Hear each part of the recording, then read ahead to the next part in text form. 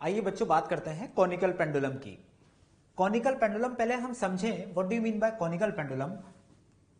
Conical pendulum is basically a mass जिसको हमने एक स्ट्रिंग से बांध दिया और इसको एक हॉरिजॉन्टल सर्कल में हम घुमा रहे हैं, तो ये कोन बनाता हुआ रोटेट करना स्टार्ट करता है। जैसे जैसे हम इसको घुमाते जाएंगे कोन बनाता रहेगा, तो that is why it is known as conical pendulum. और जब ये घूम रहा है तो इसके एक सर्कल कंप्लीट करने के बाद दोबारा उसी सर्कल को रिपीट करेगा, तो जो टाइम है it takes to complete one circle वो कांस्टेंट है। तो how much time it takes to complete one circle वो हमें फाइंड करना है, या हमें इसका एंगुलर स्पीड फाइंड करनी है, क्योंकि अगर आपके पास टाइम पीरियड है आप एंगुलर स्पीड भी फाइंड कर सकते हैं। तो हम चाहते हैं what will be the angular speed और एंगुलर फ्रीक्वेंसी। एंगुलर स्पीड को हम एंगुलर फ्रीक्वेंसी बोल सकते हैं। तो what is the angular frequency of this conical pendulum we need to find out, यानी कि हमें फाइंड करना है एंगुलर फ्रीक्वेंसी, हमारा पॉइंट है। अब कैसे फाइंड करेंगे? यदि ये एंगल बनाता है थीटा और स्ट्रिंग की लेंथ है एल और मास हमने कंसीडर किया M, we need to find out omega. सबसे पहले हमारे स्टेप्स जो थे हम उसी को फॉलो करते जाते हैं। पहला स्टेप था कि सिस्टम को आइसोलेट करें या सिस्टम को बना लें। हमारा सिस्टम कौन है? M. M is the system, और इस सिस्टम में हमारे पास रेडियस इस सर्कल के लिए होगा, क्योंकि ये इस सर्कल के अलोंग घूम रहा है। दिस इज आवर सेंटर और रेडियस आपका होगा ये, हम इसको कंसिडर करते हैं आर। तो दिस इज योर रेडियस और मास इज एम। रेडियस अपने पास है, सिस्टम अपने पास है, सेंटर अपने पास है। अब हमें बात करनी है इसमें जितने फोर्सेस लग रहे हैं उसके कंपोनेंट टुवर्ड्स सेंटर या अलोंग द रेडियल डायरेक्शन और एक टेंजेंशियल डायरेक्शन। अगर जरूरत पड़ती है तो हम थर्ड एक्सिस में भी बनाते हैं जो कि perpendicular to the plane of the circle है। तो यहां ध्यान से अगर देखेंगे तो सपोज इस पार्टिकल में जो स्ट्रिंग है, एक फोर्स तो इसके ऊपर ग्रेविटी लगाएगी और एक ये स्ट्रिंग लगाएगी। तो स्ट्रिंग ने टेंशन लगाया होगा टी इस तरफ, ऊपर की तरफ पार्टिकल के ऊपर लगेगा। तो अगर ये थीटा है तो इसका वर्टिकल के साथ एंगल देखेंगे, क्योंकि अल्टरनेट अपोजिट एंगल तो थीटा ही आएगा। तो एक जो कि प्लेन ऑफ द सर्कल के परपेंडिकुलर है, ये एक्सिस कैसे होगी? इन द प्लेन के परपेंडिकुलर डायरेक्शन में, एक रेडियल डायरेक्शन में होगी और एक टेंजेंशियल जो कि अंदर की तरफ होगी। तो हमें यहां ध्यान से देखेंगे अगर, तो ये जो टी कॉस थीटा टेंशन का कंपोनेंट आएगा, this is perpendicular to the plane of the circle. एक टी साइन थीटा आएगा जो कि किधर है? Towards the centre of the circle. तो towards the centre of the circle जो फोर्स लगता है उसे क्या बोल रहे हैं हम? Centripetal force. हमें दिख रहा है यहां पर टी कॉस थीटा ऊपर, mg नीचे। अब ध्यान से देखें, क्योंकि ये सर्कुलर मोशन कर रहा है तो टुवर्ड सेंटर एक एक्सेलरेशन होना चाहिए, सेंट्रीपिटल एक्सेलरेशन। उसी सेंट्रीपिटल एक्सेलरेशन को यूज करते हुए हम इसको सॉल्व करते हैं। ध्यान से देखें, एक इक्वेशन लिखते हैं हम अलोंग द रेडियल डायरेक्शन। तो along radial direction T sine theta is equal to mass into acceleration. Mass m है, एक्सेलरेशन टुवर्ड सेंटर क्योंकि एसीपी लग रहा होगा तो m इंटू एसीपी। एसीपी होता है आर ओमेगा स्क्वायर। ओमेगा हमें अननोन है, हमें निकालना है। आर की वैल्यू हमें पता है। ध्यान से देखें अगर, तो T sine theta is equal to M into L sine theta. क्यों? क्योंकि आर जो रेडियस है, ध्यान से देखेंगे इस ट्राइंगल में अगर, तो एल का एक कंपोनेंट इस डायरेक्शन में जो आएगा, आर की value R by L is equal to sine theta लिख सकता हूं। R sine theta is equal to perpendicular by hypotenuse, ये लिखा तो R is equal to L sine theta, या सिंपली कहें एल का एक कंपोनेंट जो कि आर के बराबर होगा, L sine theta into omega square. ये आपके पास आया, साइन थीटा से साइन थीटा कैंसिल, तो टी की वैल्यू आ जाएगी M l omega square. This is tension in the string. देखें important point, tension in the string हमारे पास आया जो कि थीटा पे डिपेंड नहीं करता ना, थीटा से इंडिपेंडेंट है। दूसरा एक और पॉइंट हम यहां कंसीडर करें, यह हमने अलोंग द रेडियल डायरेक्शन लिखा है। अब एक perpendicular to the plane of the circle, उसके लिए अगर लिखेंगे इक्वेशन, तो one more equation is there, T cos theta is equal to M G. तो टी की वैल्यू में लिख सकता हूं M G by cos theta. This is the value of T. इसी वैल्यू को हम पुट कर देते हैं इस टी के लिए, या हम इस टी को इक्वेट कर सकते हैं that must be equal to ml omega square. m से m भी कैंसिल होगा तो ओमेगा स्क्वायर की मेरे पास यहां वैल्यू आती है। अगर बहुत ध्यान से देखें तो omega square is equal to m से m कैंसिल हो रहा है, omega square is equal to g divided by l cos theta, तो ओमेगा की वैल्यू आएगी under root of g by l cos theta. This is the value of omega जो हम यहां निकाल सकते हैं। कैसे आएगा, कैसे कंसिडर किया, जो स्टेप्स थे हमने वही फॉलो किए हैं, और कैसे करते हैं ध्यान रखेंगे, इंपॉर्टेंट है, इसे याद भी रख सकते हैं, लिख लें। आइए बच्चों बात करते हैं एक और कॉन्सेप्ट की या एक और केस की डायनामिक्स ऑफ सर्कुलर मोशन में, डेथ वेल। क्या है डेथ वेल, कैसे हमने इसका ऑब्जर्वेशन लेना है, क्या चीजों से डील करते हैं, देखें। सपोज हमारे पास एक सिलेंड्रिकल शेप में एक वेल है और उसमें कोई मोटरसाइकिलिस्ट सर्कुलर पाथ में मूव कर रहा है, तो अराउंड द सिलेंडर वो कंटिन्यूअसली क्या करता रहता है, मूव करता रहता है सर्कुलर पाथ में। अगर सपोज इसका रेडियस है r is the radius of this circular cylinder, और हमें चाहिए कि ये मास हम कंसिडर करते हैं m, कि ये बताएं कि what is the minimum speed with which this mass rotates, किस मिनिमम स्पीड से ये रोटेट करेगा। तो we have to find v minimum, जिस मिनिमम स्पीड से ये इस सिलेंडर के अराउंड रोटेट करे ताकि ये गिरे नहीं, ये इस पे एक सस्टेन्ड सर्कुलर मोशन करे। तो उसके लिए क्या करना चाहिए, ध्यान से सुने। सपोज यहां फ्रिक्शन कॉफिशिएंट है mu is the friction coefficient and m is the mass. तो इसको पहले सिस्टम के लिए हम क्या करें, पहले सिस्टम को आइसोलेट करके उसके लिए हम सर्कुलर पाथ ऑब्जर्व करें। ये सर्कुलर पाथ होगा हमारे पार्टिकल का, सेंटर यहां कहीं होगा, सेंटर पता है, ऑब्जर्वेशन का सर्कुलर पाथ पता है, तो इस पार्टिकल के लिए हम एफबीडी बनाते हैं। तो एफबीडी क्या होगा, ये मास m है, टूवर्ड सेंटर अगर आप ध्यान से देखें this is the circular path suppose, तो रेडियस r है और टूवर्ड सेंटर एक नॉर्मल फोर्स लग रहा होगा, mg डाउनवर्ड डायरेक्शन में लग रहा होगा, और टूवर्ड सेंटर क्योंकि एक v स्पीड से मूव कर रहा है तो टूवर्ड सेंटर इसके पास एक ACP सेंट्रीपिटल एक्सेलरेशन भी होगा। अब हमें पता है कि ये mg नीचे लग रहा है तो इसके गिरने की टेंडेंसी डाउनवर्ड डायरेक्शन में, इसके गिरने की टेंडेंसी है, तो वॉल से इसको जो फ्रिक्शन मिलेगा वो अपवर्ड डायरेक्शन में मिलेगा। और क्योंकि हम v मिनिमम की बात कर रहे हैं तो यहां पर हम मैक्सिमम फ्रिक्शन लगा देते हैं, that is FL, limiting friction हमने यहां पे यूज किया।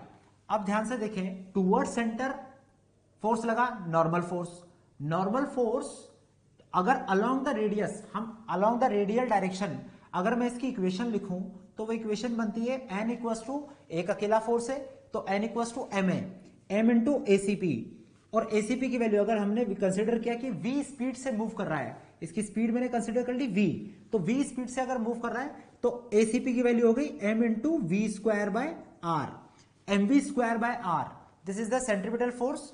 तो ये आ गया आपके पास नॉर्मल फोर्स यहां से। दूसरा आपने केस कंसिडर किया, अगर हम perpendicular to the plane of the circular path उस डायरेक्शन में बात करें तो ये लिमिटिंग फ्रिक्शन इसको बैलेंस करना चाहिए ताकि ये इस सर्कुलर पाथ को छोड़ ना दे।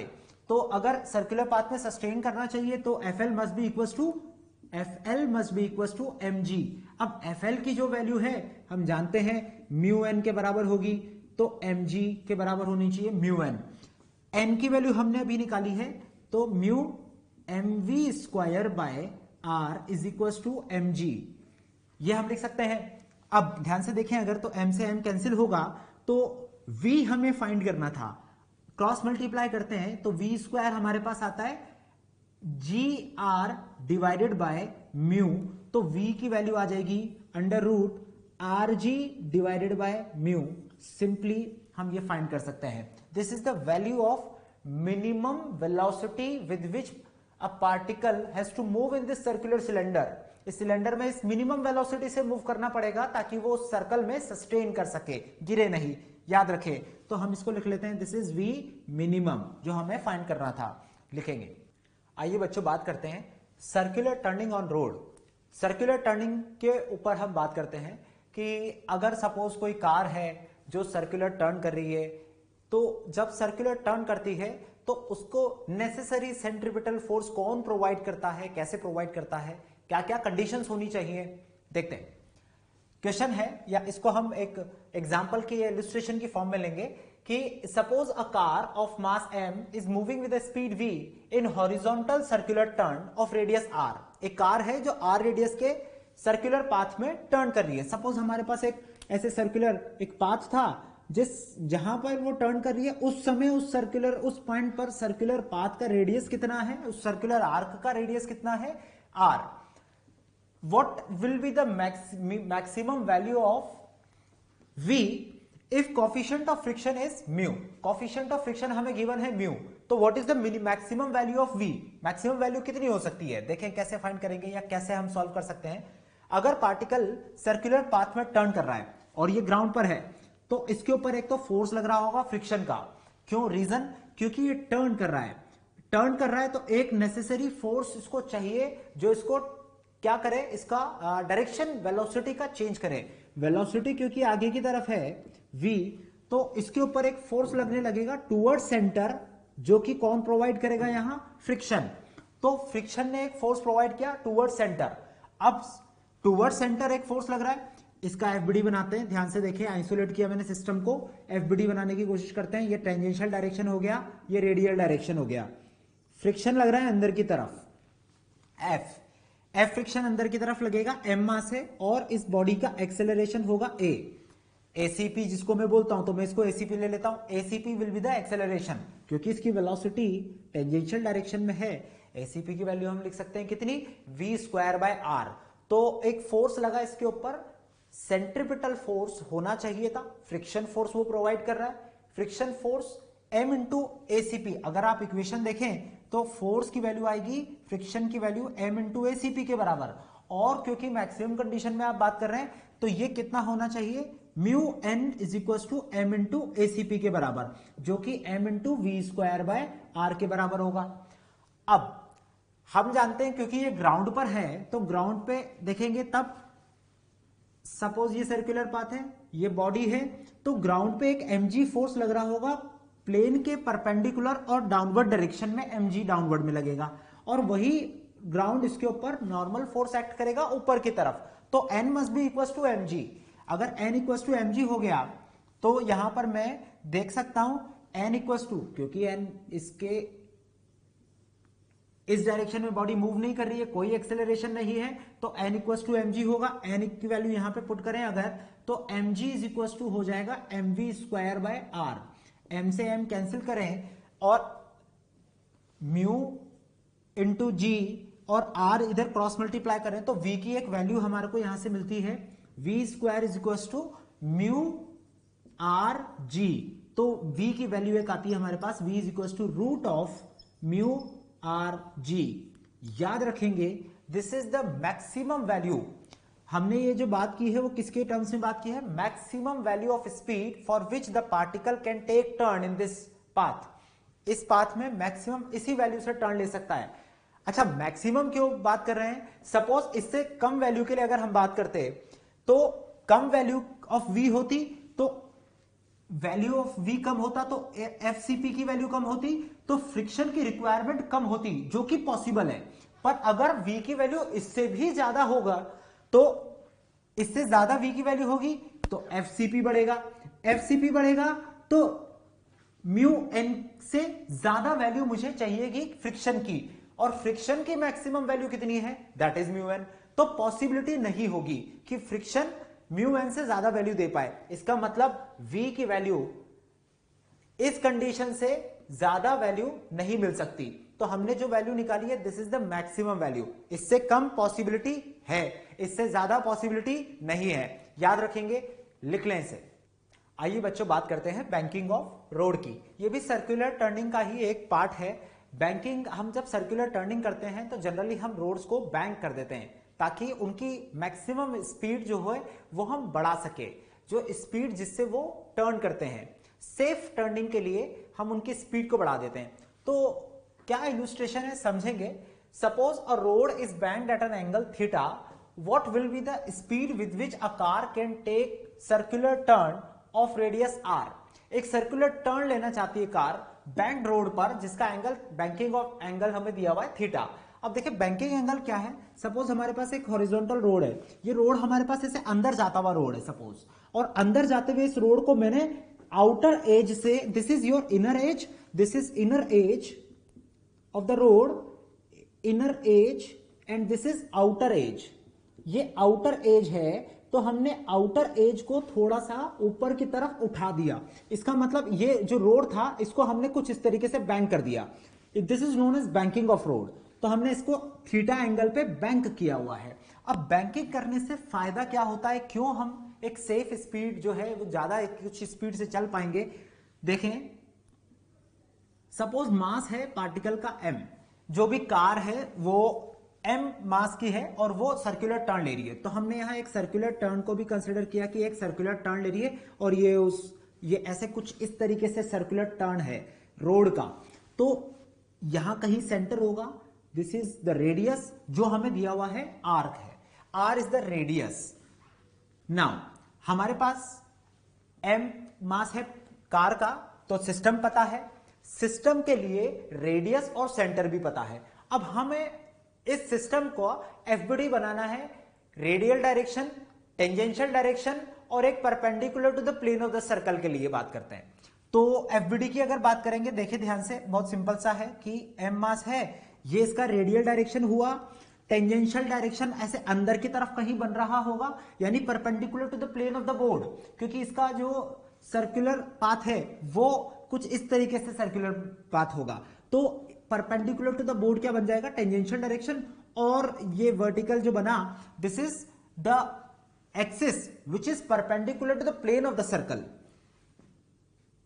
mg नीचे लग रहा होगा, ये एंगल आपको दिया था थीटा है, तो क्या ये एंगल भी थीटा होगा, क्योंकि देखिए थीटा, तो ये 90 माइनस थीटा, तो again this is theta. Now इस डायरेक्शन में जो फोर्स लगेगा वो लगेगा नॉर्मल फोर्स, क्योंकि रोड ने भी कार के ऊपर एक नॉर्मल फोर्स एक्सर्ट किया होगा। If this angle is theta, this angle is also theta, ये थीटा एंगल है, तो इस डायरेक्शन में एक फोर्स n का एक कंपोनेंट आएगा n साइन थीटा, ऊपर की तरफ एक कंपोनेंट आएगा n cos theta, n sine theta है, n कॉस थीटा है और ये mg है। क्योंकि सेंटर इस तरफ है, इसका मतलब टूवर्ड सेंटर, सर्कुलर पाथ है, सर्कुलर पाथ में v स्पीड से चल रहा है, तो इसके ऊपर एक टूवर्ड सेंटर क्या लगेगा, ACP भी लग रहा होगा, सेंट्रीपिटल एक्सेलरेशन होगा। n sine theta radial direction में अगर अब मैं इक्वेशन लिखता हूं, तो n sine theta is equal to m into ACP, तो n sine theta is equal to m into ACP। ACP की वैल्यू भी अगर मैं डायरेक्टली पुट करूं तो v स्क्वायर बाय r, ये हमें यहां पे गिवन है। This is our first equation, ये हमने फर्स्ट इक्वेशन बनाई। सेकंड इक्वेशन परपेंडिकुलर वाली लाइन के लिए बनाते हैं, देखें क्या बनेगा, n cos थीटा और mg, तो n cos theta must be equal to mg, क्योंकि इस डायरेक्शन में कोई एक्सेलरेशन नहीं है, तो नेट फोर्स जीरो होना चाहिए, n cos theta must be equal to mg होना चाहिए। ये सेकंड इक्वेशन, दोनों का रेशो ले लेते हैं, दोनों इक्वेशंस का रेशो लेंगे तो n sin theta divided by n cos theta is equal to mv square by r divided by mg। m से m कैंसिल होगा, n से n कैंसिल होगा, तो tan theta will be equal to v square upon rg, और हमें क्योंकि find करनी थी v की वैल्यू, तो rg को क्रॉस मल्टीप्लाई करते हैं, तो v इज इक्वल टू आ जाएगा under root of rg tan theta. ध्यान रखें, दिस इज द स्पीड, जिस स्पीड से आपको उस बैंक रोड पे चलना पड़ेगा for safe circular turning. This is the speed with which a car can take safe turn on the circular path. याद रखेंगे, लिख लेंगे।